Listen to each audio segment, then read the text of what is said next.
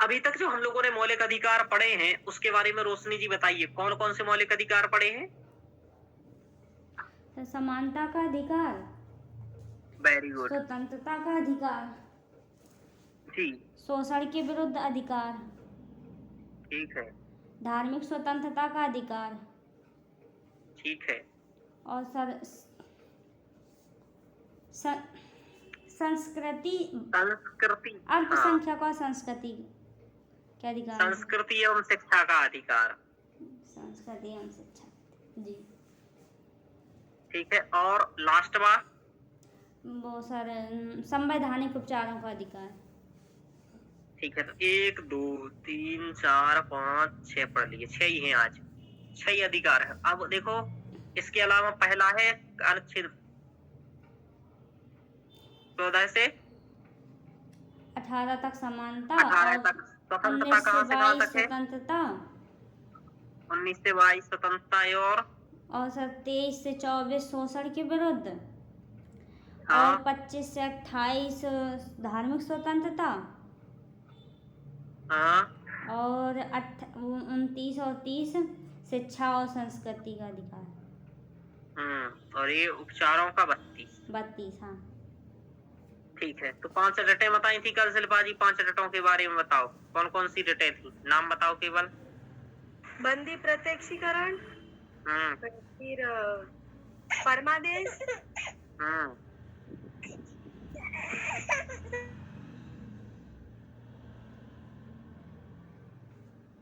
तो हो गई, 3 और बताओ। सूत्र याद आ रही इनके अलावा तुम्हें कोई? सर अभी याद नहीं आ रही है, 2 तो याद आई सर। चलो बताओ नमन, रटे बताओ। बंदी प्रत्यक्षीकरण, परमादेश, बीच वाला खाली और उत्प्रेक्षण। हाँ ध्यान रखना, नोटेड। उत्प्रेक्षण।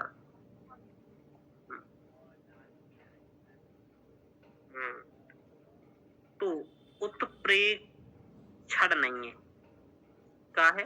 उत्प्रेषण है सर। हाँ, उत्प्रेषण है। और दूसरा क्या है? इससे पहले है प्रतिषेध, ठीक है, और इससे के बाद है अधिकार परीक्षा, परमादेश और बंदी प्रत्यक्षीकरण। 3 रटों के नाम पूछे हैं अभी, अब काम पूछेंगे। तो काम सबको याद है क्योंकि मैंने इतने अच्छे से बताए थे, लेकिन आज से 8 दिन बाद 10 दिन बाद याद नहीं रहेंगे तब पूछूंगा। एक बात आप जान लो कि जब मैं पढ़ाऊंगा उसके 2 महीने बाद पूछूंगा चीज, और उसमें आप फंसोगे, उसी में मैं बेइज्जती करूंगा। ये साधारण नियम है सर का, मतलब बचने का, मतलब शास्त्र से बचने का नहीं, एग्जाम से भी बचने का यही नियम। यदि आपको जो आज पढ़ी जो चीज 3 महीने बाद याद है बिना पढ़े, तो वो याद है, वरना याद नहीं है। समझ पा रहे हो ना? ये सच बात है, क्योंकि 3 महीने बाद ही कोई चीज रिवीजन होती है, 2 महीने बाद। तो ऐसा यदि याद हो पा रहा है तब तो करो। मैं इसके पक्ष में बिल्कुल भी नहीं हूँ कि एक चीज को 500 बार पढ़ो लेकिन वो याद एक भी बार ना हो। इससे अच्छा मैं इस पक्ष में हूँ कि केवल एक बार में ढंग से याद कर लो और 2 बार और रिवीजन कर लो। समझ में आ रहा? मैं लक्ष्मीकांत वालों के पक्ष में नहीं हूँ कि 25 बार लक्ष्मीकांत करो वो तो याद हो जाएगी, मुझे नहीं लगता है। एक बार में ये चैप्टर याद करो, समझ में आ रहा?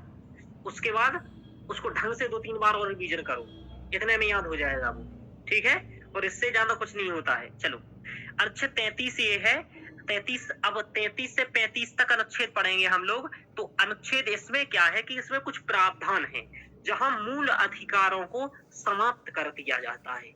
एक तो अभी आप लोगों ने समझा कि आपातकालीन स्थिति में अनुच्छेद कुछ निरस्त हो जाते हैं, समझ में आ रहा? जैसे कि 20 और 21 पूर्ण करके, यानी कि ये जारी रहते हैं, बाकी सब खत्म हो जाते हैं। यदि सशस्त्र विद्रोह के आधार पर या युद्ध के आधार पर आपातकाल की घोषणा हुई हो, अनुच्छेद कितने के तहत बोलो नमन? किस अनुच्छेद के तहत आपातकालीन घोषणा हुई हो तब ये होगा? अनुच्छेद 3 नहीं, पहला एक यही वाला बताओ। आपातकाल, हाँ आपातकाल है एक तो 352 में है राष्ट्रीय आपातकाल है, और 356 में राष्ट्रपति शासन है। तो ये आपातकाल नहीं कहलाती है, ये कई आपातकाल कहलाता है। 352 बस खत्म, बाकी वो राष्ट्रपति शासन कहलाता है, वो वित्तीय आपातकाल कहलाता है, बस है ना। तो वो वित्तीय वो सब अलग अलग है, वो वित्तीय ये राष्ट्रपति 352 आपातकाल से 352 है, क्योंकि कारण क्या है कि तुम क्या आर्थिक दिक्कत रहेगा तो बोलना बंद कर दोगे व्यक्ति को, खुद सोचो ना, ऐसे प्रभाव उसके नहीं होते हैं। आपातकाल ये है कि इन 3 आधारों पर लग रहा है वो आपातकाल है। बाकी तो तुम राष्ट्रपति शासन लगाओगे तो पूरे देश में लगाओगे क्या? एक राज्य में लगा दो भाई, जहाँ संवैधानिक तंत्र विफल है, या किसी क्षेत्र विशेष में लगाओगे, पूरे देश में तो तुम लगाओगे नहीं। और अब नहीं लगाओगे, पहले भले लगा दिए हो, ठीक है ना। अब ऐसी स्थिति नहीं होगी। और इस बार 356 से क्वेश्चन बना है, ठीक है ना। क्या कम लगने लगी? नहीं, ये नहीं मैं पूछा आप कब लगने लगी, अब ये पूछा कि 1990 के दशक में कम क्यों लगी।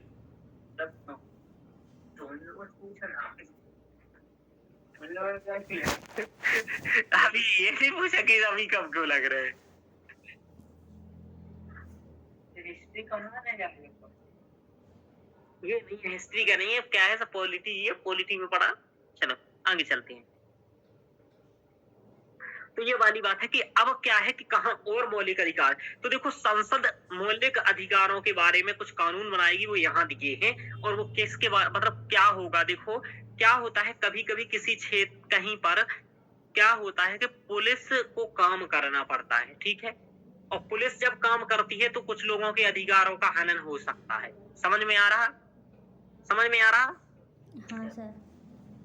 तो इस संबंध में कुछ यहाँ प्रावधान है कि संसद निम्नलिखित प्रयोजन को पूर्ण करने के लिए मूल अधिकारों को कानून बना करके रोक सकती है। रोकने को ये कह रहा है निर्बंधित या निराकृत कर सकती है। समझ में आ रहा, यानी कि जो कानून है उन्हें रोक सकती है या कोई नए कानून बना करके ऐसा कर सकती है, ठीक है।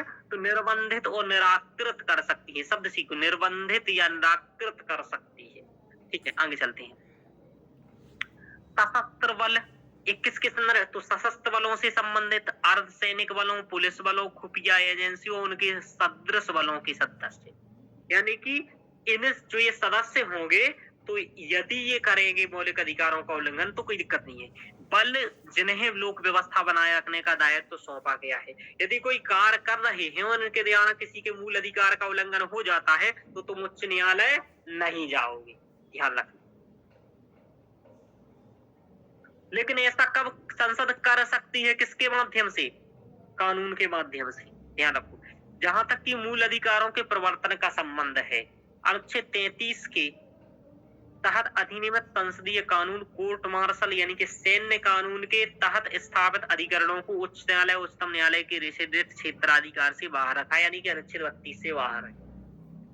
कुल मिलाकर के तो क्या अभी जो सशस्त्र बल है हमारे मौलिक अधिकारों का उल्लंघन कर सकते हैं? नहीं कर सकते।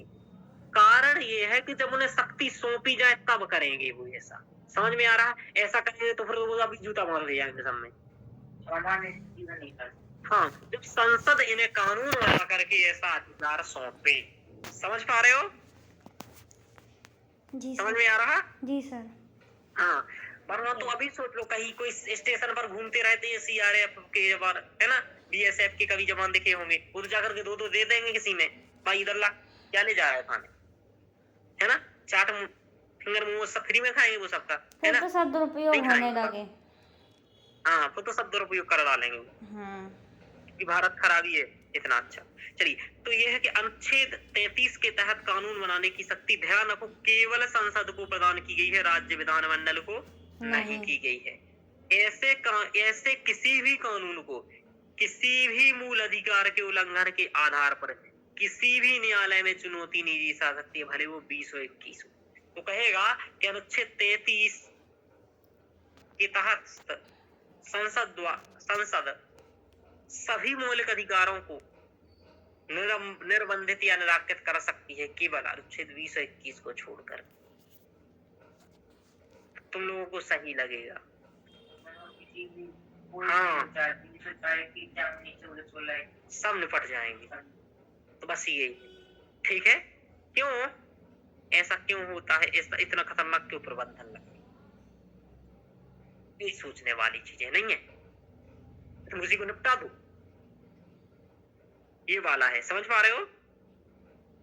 और भी ध्यान रखो, कि सशस्त्र बलों के सदस्य का मतलब ये है कि भले उसमें नाई हो, बढ़ई हो, मैकेनिक हो, रसोईया हो, चौकीदार हो, जूते बनाने वाला हो, ये भी जूता से मार के निपटा सकता है।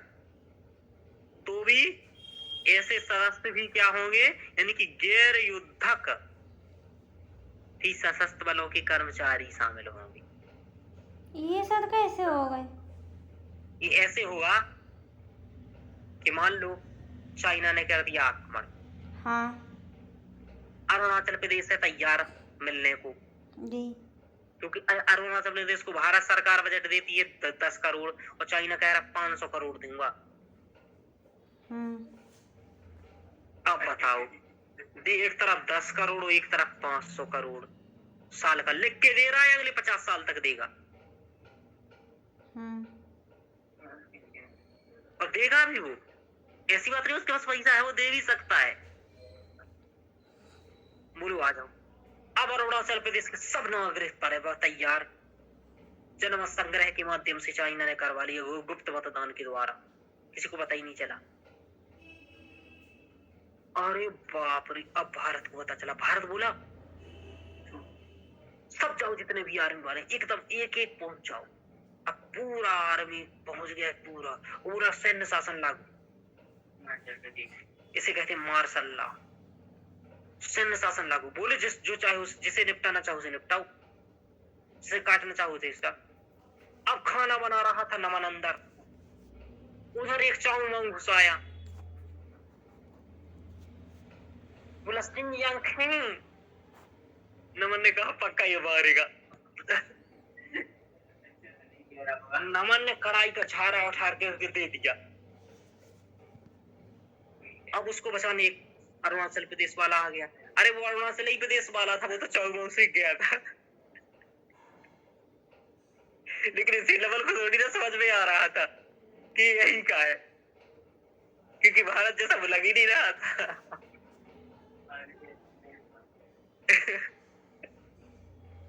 तो मान लीजिए मार दिया नमन ने गलती से, अब क्या होगा? वो तो क्या उस पर केस होगा? होगा? बताओ रोशनी। नहीं होगा सर। अब क्यों होगा भैया? वो अब जूता बना रहा था, उसके पास कुछ नहीं था, तो वो जिस पर जूता बना रहा था उसने वही मशीन फेंक करके मार दिया।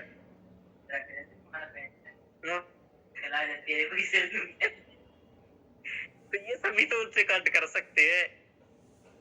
और ऐसी परिस्थितियों में मार्शल लॉ लगाया जाता है, सैन्य शासन। ऐसी परिस्थितियों में, है ना? तो ऐसा जब कभी लगे, चूंकि क्या है ना कि बहुत कम, जैसे कि भारत और तुम्हें मालूम हो तो ये जो भूटान है ना, और यहाँ नेपाल है और यहाँ बांग्लादेश है, तो जो भूटान और बांग्लादेश के करीब है ना, इस 100 किलोमीटर की भी दूरी नहीं है। समझ में आ रहा? 50 के आसपास कुछ है, 50 से 10-20 ज्यादा हो सकती है, इतना ही के करीब है।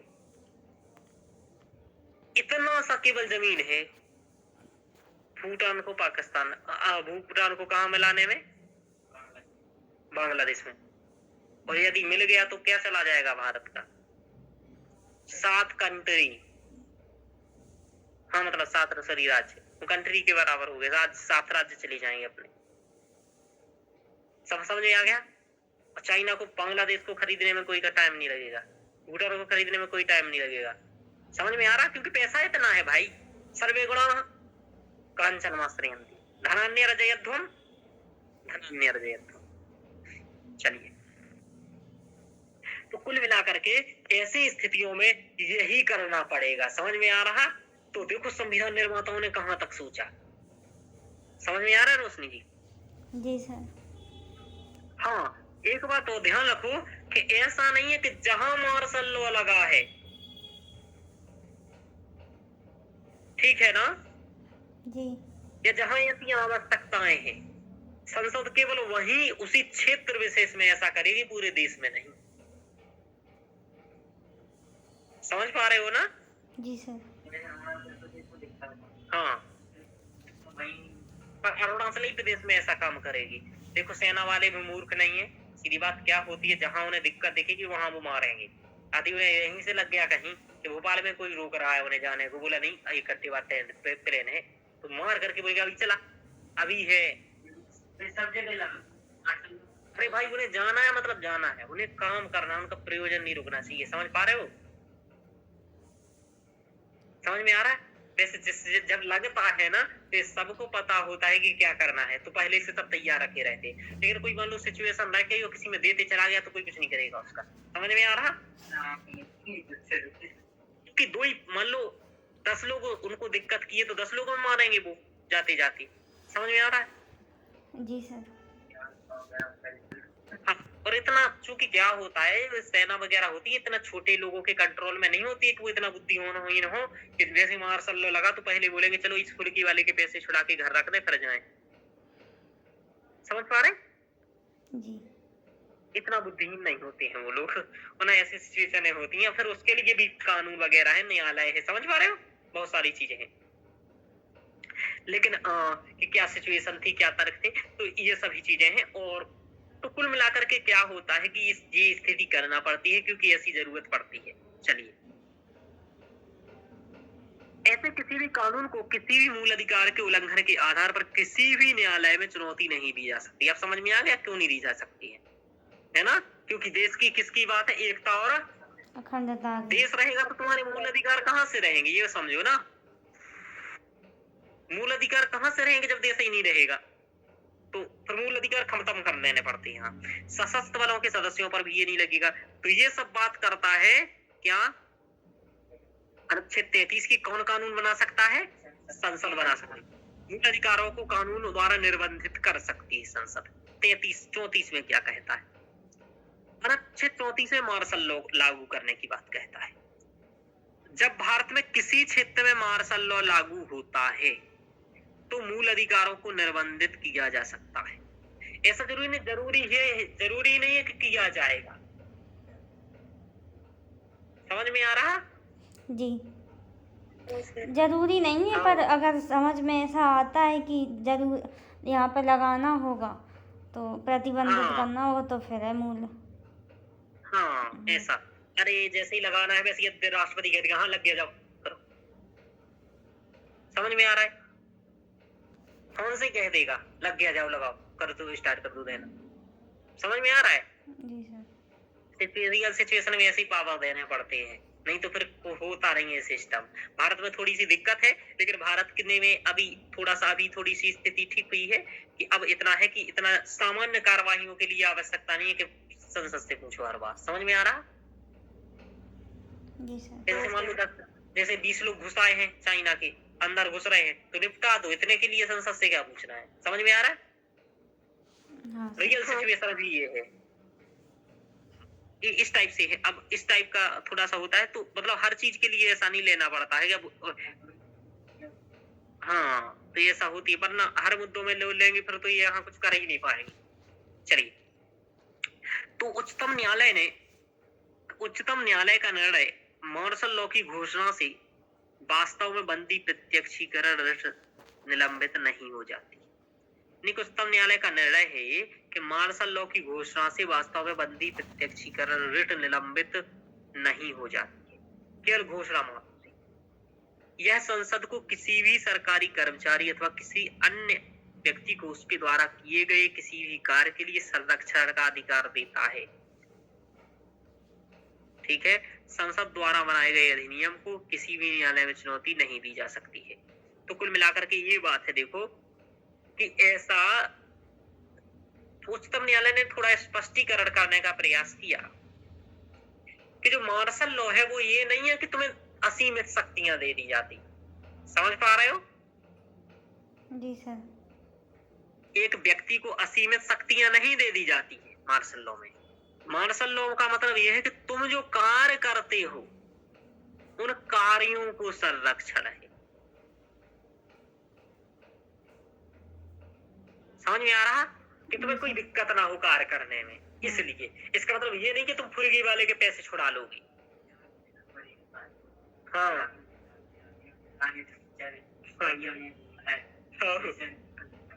तो ऐसी बात नहीं है ना, ये ध्यान रखो।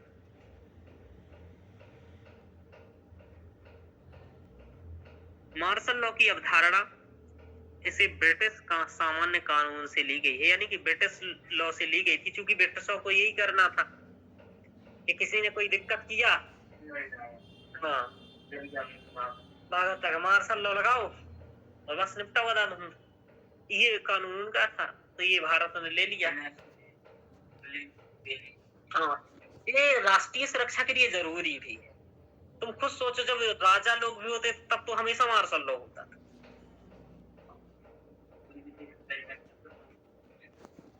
कहीं याद इन्हें लगता था कि भाई ये खतरा है, तो उस पर नजर रखे रहती, तो जैसे ही थोड़ा बहुत लगा तो निपटा भी देते थे, ये वाली बात। और कहते थे राजा ने क्यों निपटा दिया, बोला दिख रहा था कि दिक्कत कर देगा। चलिए, तो संविधान में कहीं भी मार्शल लॉ शब्द परिभाषित नहीं किया गया है। एक बात बताऊं आपको, अधिकतर शब्द जो पूछेगा ना वो संविधान में परिभाषित नहीं किए गए। क्यों नहीं किए गए? कुछ चीजों को छोड़ करके। समझ में आ रहा रोशनी जी? जी सर। कुछ चीजों को छोड़ करके संविधान में चीजें परिभाषित नहीं की गई। क्यों नहीं किया गया है? क्योंकि कानून दो प्रकार के होते हैं, एक होते हैं प्रक्रियात्मक और एक होते हैं केवल संदर्भात्मक। और जो संदर्भात्मक कानून होते हैं वो केवल बताते हैं कि क्या क्या होगा, कैसे होगा ये नहीं बताते। जैसे आईपीसी तो ये बताती है, यानी कि भारतीय न्याय संहिता, वीएनएस, ये बताती है कि किस दंड की क्या सजा मिलेगी, सजा कैसे मिलेगी, कितने दिन में जांच होगी, कितने दिन में कौन क्या होगा, ये सब बताता है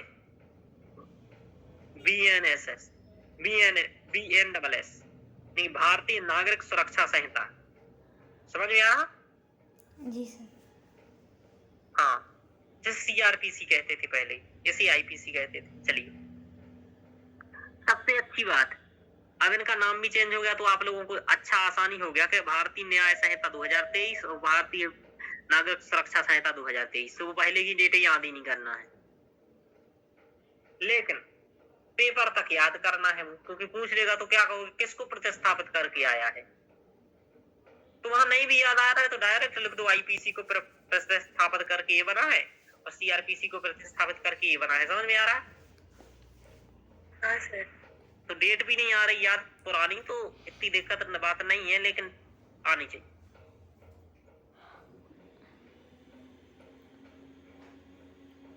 वैसे 1960 आईपीसी है। 1860।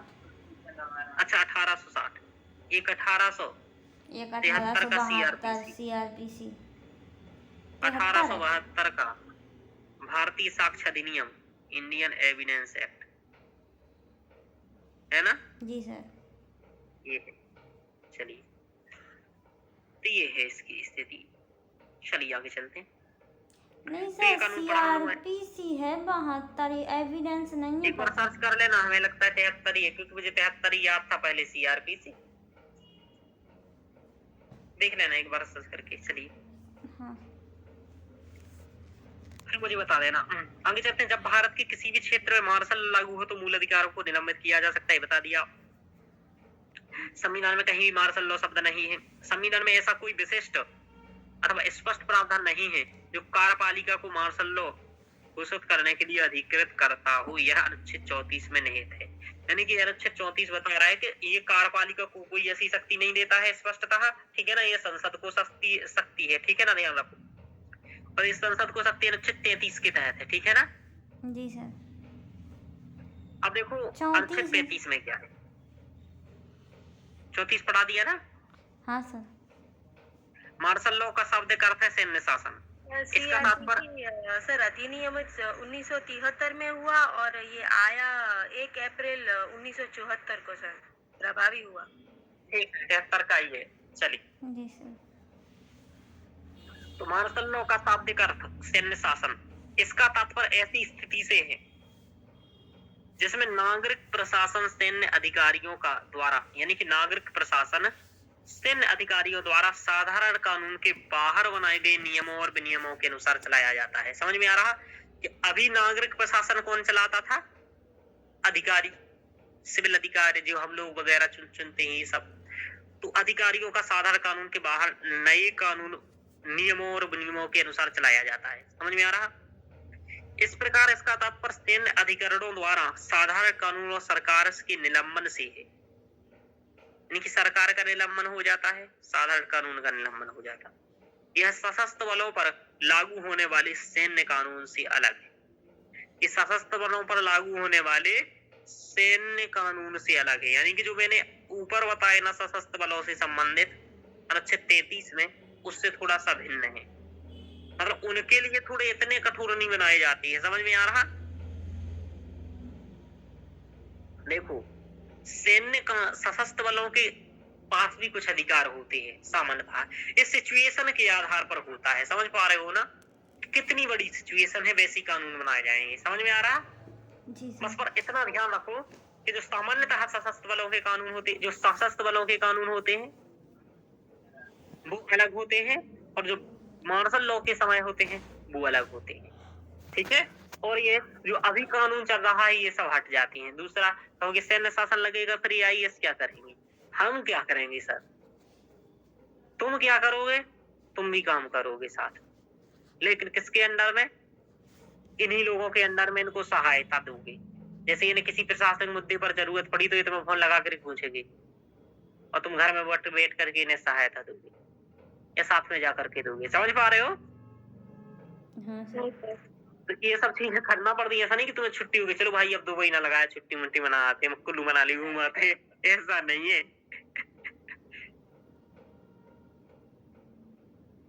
है ना? इनको क्योंकि इन्हें जानकारी थोड़ी ना है इतनी।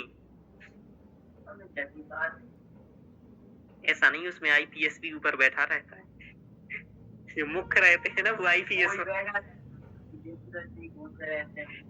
उनके काम ही बेचारी है। चलो लबारो, देखो अनुच्छेद 35 क्या कहता है? यह प्रावधान केवल संसद के को कुछ विशेष मूल अधिकारों को प्रभावी बनाने के लिए कानून बनाने की शक्ति देता है। यानी कि संसद को यदि किसी मूल अधिकार को प्रभावी करना है तो कानून बनाना पड़ेगा, किसी भी 13 से लेकर के सब यहाँ तक के, तो यह शक्ति देता है। ये राज्य विधानमंडल को प्राप्त नहीं है। यह सुनिश्चित करता है कि भारत में मूल अधिकारों और दंड के प्रकारों के संबंध में एक रूपता हो। मूल अधिकारों में दंड के प्रकार है उनमें एक रूपता कही जाए। संसद के पास निम्नलिखित के संबंध में कानून बनाने की शक्ति होगी और किसी राज्य के विधानमंडल के पास नहीं होगी। जैसे अनुच्छेद 16 के मामले में किसी रोजगार को नियुक्ति के लिए निवास को एक शर्त के रूप में निर्धारित करना। अनुच्छेद 32 के तहत उच्च न्यायालय उच्चतम न्यायालय की जो रिट क्षेत्राधिकार है ना, उसको बढ़ाना। समझ में आ रहा? हाँ सर। रिट जारी करने का अधिकार देना अन्य न्यायालयों को, है ना, के अलावा। यानी कि इनको तो दिया ही है, ठीक है ना, उच्च न्यायालय और सर्वोच्च न्यायालय को, उसके अलावा भी अन्य न्यायालयों को क्या कर सकता है? रिट क्षेत्राधिकार दे सकता है। समझ में आ रहा? रिट क्षेत्राधिकार देने का मतलब ये होता है वही कि तुम कहो बंदी प्रत्यक्ष ही इधर आओ, कानून को रोको, यही सब चीज, ठीक है ना, जो काम चल रहा है, यही सब वही जो कल बताए थे। अनुच्छेद 33 कहता है, तो 33 के संदर्भ में भी है कि सशस्त्र बलों, पुलिस बलों आदि के मूल अधिकारों को निर्बंधित या निराकृत कर सकता है। तो इस मामले में संसद कानून बना सकती है या कानून वगैरह बना सकती है। समझ में आ रहा? ये कानून बनाने की शक्ति संसद को दी गई है, ध्यान रखो।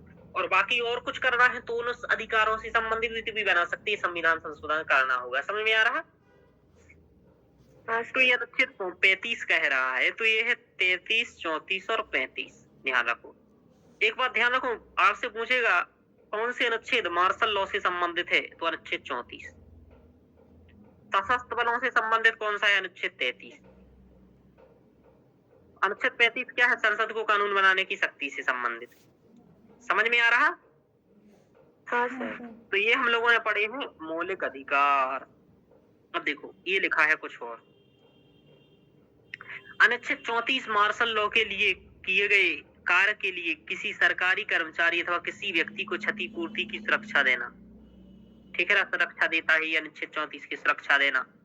संसद के पास उन कृत्यों के लिए दंड निर्धारित करने के लिए कानून बनाने की शक्ति होगी जिन्हें मूल अधिकार के तहत मूल अधिकार के तहत अपराध घोषित किया गया है, यानी कि मूल अधिकार के तहत जिन्हें अपराध घोषित किया गया है, तो संसद उसके लिए दंड देने के लिए कानून बना सकती है। समझ पा रहे हो? कुल मिलाकर के सीआरपीसी, आईपीसी बनाया क्यों बनाया?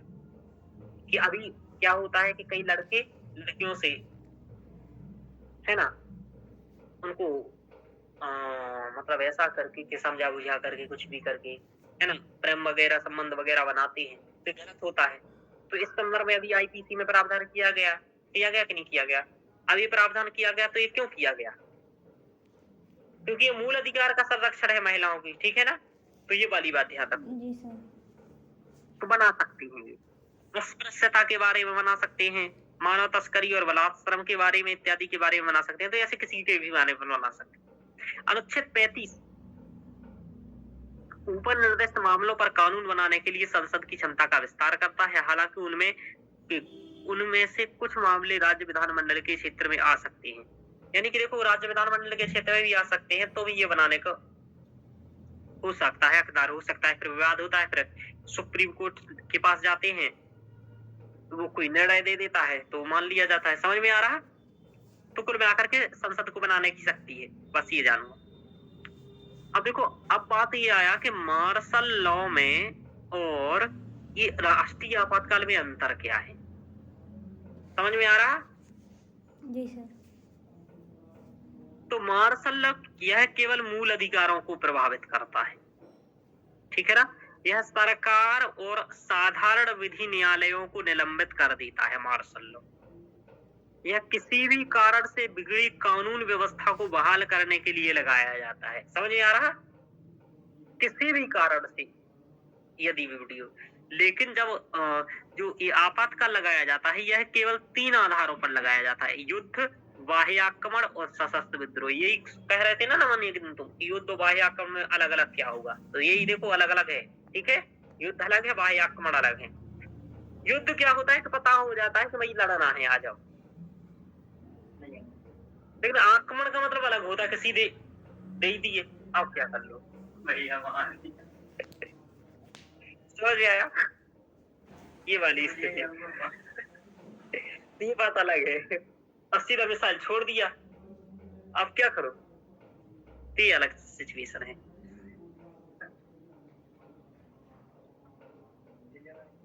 हाँ, इस देश के कुछ विशेष इलाकों में लगाया जाता है मार्शल लॉ, जबकि इसे पूरे देश में या उसके किसी भाग में लगाया जा सकता है, ठीक है?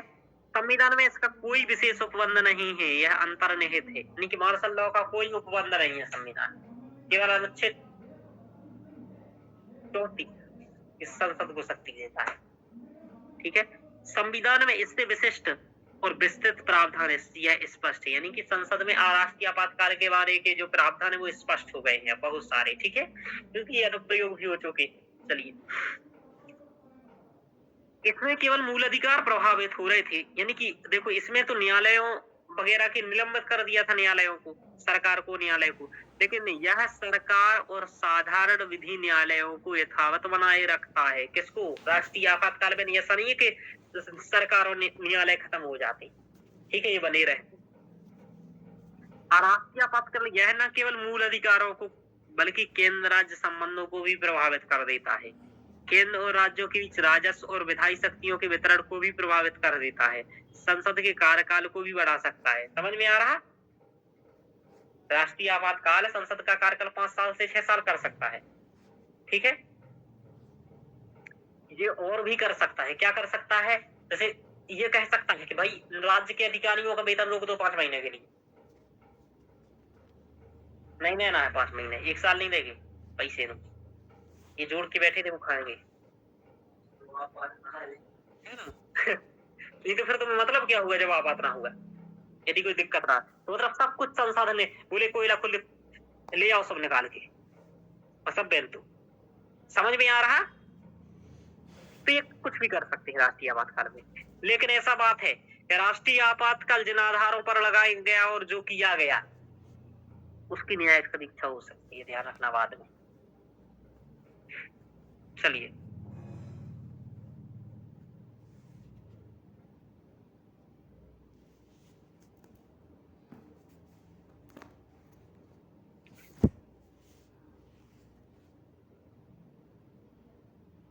देखो क्या है कि कई और अधिकारों के बारे में थोड़ा बहुत यहाँ बताया गया है, कि मतलब कुछ कुछ अपवाद है यहाँ, जो लिखे हुए हैं यहाँ 9वीं अनुसूची में के बारे में लिखा है।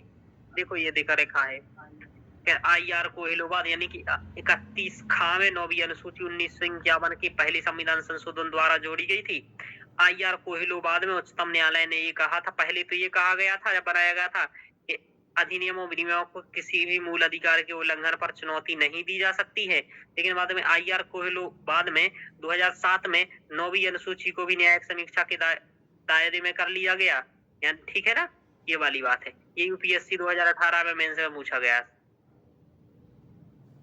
ऐसे ही और है कि अनुच्छेद 31 गा, अनुच्छेद 39 खा और गा के विशिष्ट समाजवादी राज्य के नीति निर्देशक तत्वों को लागू करने के प्रयास करने वाले कानून को 1419 द्वारा प्रदत्त मूल अधिकारों का उल्लंघन के आधार पर शून्य नहीं होगा, ऐसा शामिल है इसमें। तो इस टाइप से ये किया गया। और देखो 31 का में क्या किया गया, अनुच्छेद 1419 द्वारा प्रदत्त मूल अधिकार का उल्लंघन यदि होता है तो 5 श्रेणी के कानूनों को चुनौती से अमान्य से होने से बचाता है। जैसे खनन मामला हो, निगमों का एकीकरण हो, या निगमों को निदेशकों, शेयर धारकों या अधिकारों का समन्वय इत्यादि की बात हो, इस प्रकार से संबंधित हो, तो ये सब अनुच्छेद यदि 14 और 19 का उल्लंघन भी करते हैं तो ये चल जाएगा। और देखो क्या है, मतदान का अधिकार संवैधानिक अधिकार है, न कि मौलिक अधिकार है। जो हम वोट डालने जाते हैं वो संवैधानिक अधिकार है। यह भारत के संविधान और लोक प्रतिनिधित्व अधिनियम 1951 दोनों द्वारा प्रदत्त है, यानी कि दोनों प्रदान करते हैं, यानी कि भारतीय संविधान भी करता है, ये करता है। भारतीय संविधान कहाँ करता है, तो देखो ये करता है अनुच्छेद 326 जो कि भाग 15 है संविधान का, ये कहता है 18 वर्ष से अधिक आयु के प्रत्येक नागरिक को मत देने का अधिकार होगा। ठीक है। लोक प्रतिनिधित्व अधिनियम 1951 की धारा 62 में ये कहा गया है कि प्रत्येक व्यक्ति को उस निर्वाचन क्षेत्र की मतदाता सूची में है मतदान करने का अधिकार है, यानी कि जिस भी निर्वाचन क्षेत्र की मतदाता सूची में वो है वहां उसे निर्वाचन करने का अधिकार है। चलिए 61वें संविधान संशोधन के माध्यम से क्या हुआ था, 61वां संविधान संशोधन 1989 में लोकसभा और राज्य की विधानसभाओं के निर्वाचन के लिए मतदान आयु 21 वर्ष से घटा करके 18 वर्ष कर दी गई। पहले ये आयु 21 वर्ष थी। तो यूपीएससी में क्वेश्चन बनेगा कि हमें जब संविधान लागू किया गया तब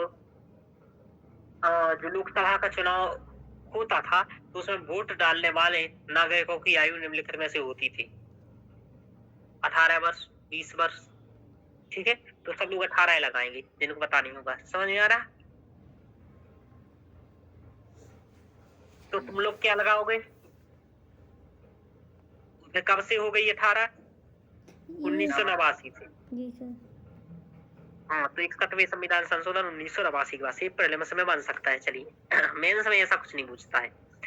आगे देखते हैं मानव अधिकारों की सार्वभौमिक घोषणा। अब ये बता रहा है कि देखो 10 दिसंबर 1948 को संयुक्त राष्ट्र महासभा ने मानवाधिकारों की सार्वभौम की घोषणा की थी, के तहत 30 अधिकारों और स्वतंत्रताओं की घोषणा की थी कि मानवाधिकारों को बढ़ावा देना होगा। 1948 में ऐसा किया था। यह उन सभी आर्थिक, सामाजिक, राजनीतिक, सांस्कृतिक, नागरिक अधिकारों का वादा करता है जो करता है, यानी कि हमारे मौलिक अधिकारों में ये जो अभाव और भय मुक्त जीवन का आधार है, यानी कि अभाव और भय मुक्त जीवन ना हो, ठीक है, भय से मुक्त जीवन हो, ऐसा है ना, डरा हुआ व्यक्ति ना जिए, इसलिए जरूरी है। तो भारत में ये सब कहाँ अपनाया गया? तो भारत में देखो मूल अधिकारों में, डीपीएसपी में, मूल कर्तव्यों में, उद्देशिका के सिद्धांतों में ये सब परिलक्षित होता है, जो मानव अधिकारों की सार्वभौमिक घोषणा है। समझ पा रहे हो ना बात? रिलेट कर रहा है कि मतलब कोई कहे कि भारत मानव अधिकारों का बारे में क्या कर रहा है, अरे तो क्या नहीं कर रहा है मौलिक अधिकारों के बारे में? समझ में आ रहा? सब कुछ कर रहा है, ठीक है, सब कुछ कर रहा है। मूल अधिकार, डीपीएसपी, मूल कर्तव्य, उद्देशिका, सब कुछ कर रहा है ना? ध्यान रखो, मतलब आपकी आंसर लिखने के लिए तो सब कुछ कर रहा है, नहीं कर रहा है? कंटेंट कम पड़ेगा, कभी नहीं पड़ेगा, है ना? ध्यान रखो, असलियत में भले ना कर रहा हो। यूडीएचआर की संरचना सदियों पहले नेपोलियन बोनापार्ट द्वारा किए गए कानून के एक सेट के से प्रभावित थी, जिसे सामूहिक रूप से नेपोलियन कोड के रूप में जाना जाता था। चलिए, ये सब कोई काम का नहीं है। अब बात आती है, आगे हम लोग पढ़ेंगे। ये अपन लोगों ने समझ लिया कि मानवाधिकारों को भारत मानता है, ये सब हो गया हमारा जो संवैधानिक अधिकार है। आगे देखते हैं, भाग 3 के बाहर भी कुछ अधिकार हम लोगों को दिए गए हैं, जैसे कि वयस्क मताधिकार संवैधानिक अधिकार है, जो कि यूपीएससी 2017 में पूछा गया। बोला गया कि निम्नलिखित में से वयस्क मताधिकार कौन सा है? मूल अधिकार, संवैधानिक अधिकार, विधिक अधिकार, सांविधिक अधिकार। तो क्या कहोगे? संवैधानिक अधिकार। हाँ, अनुच्छेद के 326 में इसका उल्लेख है। कानून के प्राधिकार के बिना किसी कर को उद्ग्रहित या संग्रहित नहीं किया जाएगा, यानी कि न उगाया जाएगा और न लगाया जाएगा। ठीक है ना? कानून के बिना न उद्ग्रहित किया जाएगा और न संग्रहित किया जाएगा। ठीक है, समझ में आ रहा? जी सर। उद्ग्रहित का मतलब लगाना और संग्रहित का मतलब इकट्ठा करना। ठीक है, ये सब नहीं किया जाएगा, ऐसा 265 में उल्लेख है। अनुच्छेद 300 में है कानून के प्राधिकार के बिना व्यक्तियों को संपत्ति से वंचित नहीं किया जाएगा, यानी कि कानून के द्वारा कर दिया जाएगा। समझ में आ रहा? ऐसा है। जी सर। भारत के राज्य क्षेत्र में सर्वत्र व्यापार, वाणिज्य और समागम आबाद होगा, ऐसा 301 में। इस राज्य क्षेत्र में सर्वत्र व्यापार कर सकते हो, वाणिज्य कर सकते हो, समागम कर सकते हो। ये तो व्यापार वाणिज्य करना ये सब मौलिक अधिकार भी है और संवैधानिक अधिकार है, दोनों है। नहीं पूछेगा कैसे, हम क्वेश्चन बता देते हैं। कहेगा व्यापार करना, व्यापार करना, हम भारत में व्यापार करने के अधिकार पर निम्नलिखित तथ्यों पर चर्चा करें। कहेगा यह वयस्क मताधिकार, यह संवैधानिक अधिकार है, यह मूल अधिकार है, यह विधिक अधिकार है, यह अनन्य अधिकार है। कहेगा उपरोक्त में से एक सही, उपरोक्त में से दो सही, उपरोक्त में से तीन सही, उपरोक्त में से एक सही नहीं। तो यहाँ दो सही आपको कहना पड़ेगा, तो ऐसे क्वेश्चन बनाएगा। विधिक और संवैधानिक है सर। ये आप जान लो, इसमें 99% लोग क्या लगाएंगे? संवैधानिक। केवल एक सही। हाँ, तो केवल एक सही और वो इसी में निपटा देगा सर। ये है प्रीलिम्स का लेवल। देखो कहाँ जाकर के पूछेगा, मौलिक अधिकार खत्म हो गए उसके बाद जाकर के पूछेगा। समझ में आ रहा है शिल्पा जी? हाँ सर। तो संपत्ति का अधिकार संवैधानिक अधिकार भी है और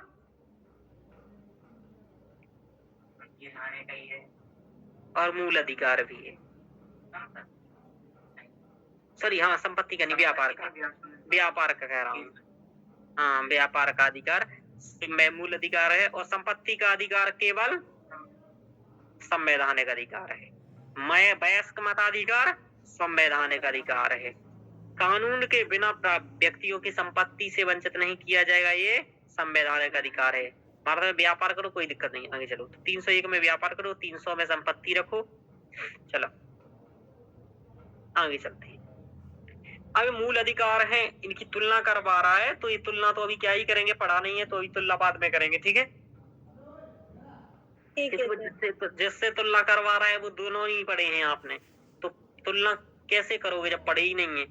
ठीक है, आगे चलते। तो ये तीनों पढ़ने के बाद हम तुलना करेंगे इनकी। आगे चलते। तो इतना समझ में आया? जी सर। हाँ सर। हाँ रोशनी जी, आप बंद कर दीजिए। जी सर।